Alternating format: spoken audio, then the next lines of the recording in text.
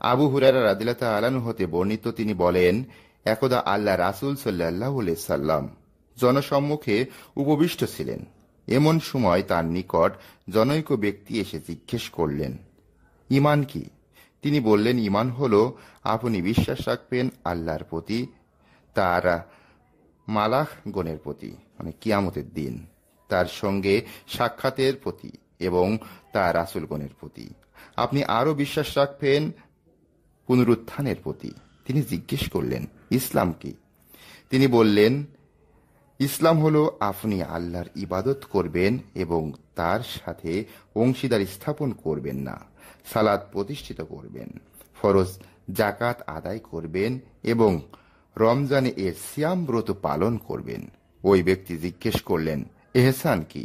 তিনি বললেন, আপনি এমনভাবে আল্লাহর ইবাদত করবেন যেন আপনি তাকে দেখতে পাচ্ছেন, আর যদি আপনি তাকে দেখতে না পান তবে মনে রাখবেন তিনি আপনাকে দেখছেন। ওই ব্যক্তি জিজ্ঞেস করলেন, কিয়ামত কবে? তিনি বললেন, এই ব্যাপারে যাকে জিজ্ঞাসা করা হচ্ছে তিনি জিজ্ঞাসাকারী অপেক্ষা অধিক জ্ঞাত। তবে আমি আপনাকে কিয়ামতের আলামত সমূহ বলে দিচ্ছি। বাদী যখন তার প্রভুকে প্রস্রাব করবে এবং উটের নগণ্য রাখালরা বড় বড় অট্টালিকা নির্মাণে প্রতিযোগিতা করবে। কিয়ামতের জ্ঞান সেই 5টি জিনিসের অন্তর্ভুক্ত যা আল্লাহ ব্যতীত কেউ জানে না।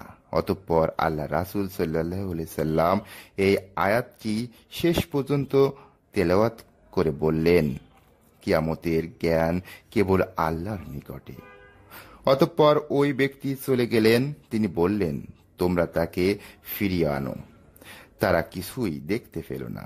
তখন তিনি বললেন, ইনি জিব্রাইল আলাইহিস সালাম, লোকদেরকে তাদের দ্বীন শেখাতে এসেছিলেন। আবু আব্দুল্লাহ বুখারী রহমতুল্লাহ আলাইহি বলেন, আল্লাহ রাসূল সাল্লাল্লাহু আলাইহি সাল্লাম এই সকল বিষয়কে ঈমানের অন্তর্ভুক্ত করেছেন।